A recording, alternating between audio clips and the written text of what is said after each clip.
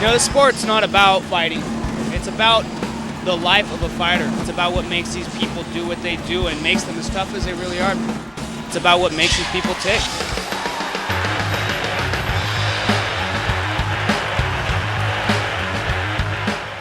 A lot of people don't realize that, I mean, these people are training in gyms. They're training several hours a day, most days of the week.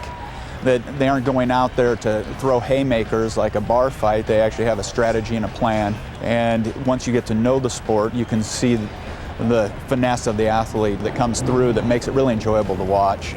Scariest thing I ever did. When they locked that cage door, it was quite a different experience. There's more drama, there's more action in a mixed martial arts fight. Who doesn't love fighting? I've been to fights and I've seen old women on their feet screaming and yelling.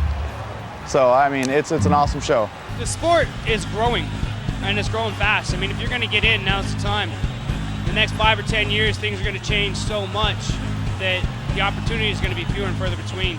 This is the closest thing to professional wrestling I can get. But again, it comes down to what you want. I mean, you know, you've got to know where you're going and set a plan in place. I want action. I mean, they got 3 rounds, 3 minutes. Anyone should be able to do that, so I want the crowd to get what they came for. I think everybody has a good side and a bad side to them. I mostly try to be good. I'm bad in the cage. You know, just train hard, man. Train hard and really decide what you want. Set some rules for yourself, you know, some things that you live by.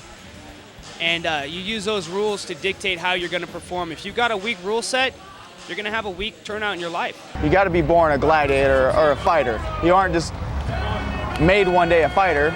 You're always a fighter in your heart. Once the cage door clicks and they say, "Are you ready to fight?"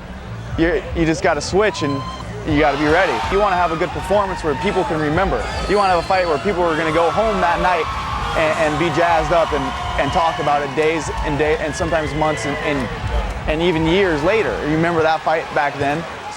This is the real deal. You know, if it's something you want, then you got to make it happen because nobody's going to do it for you. Are you tough enough to get knocked down 2 or 3 times and get up and finish the fight?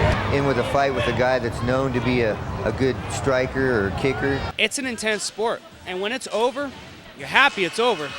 I mean, you're damn happy it's over because it's a long 15 minutes. But you're also, you know, you get this release of endorphins and adrenaline and just intensity that you don't normally feel. You can't experience it outside of the cage. But since I've been fighting, you know, my life has completely changed because I found who I am. And in finding myself, I found a lot of other like-minded people.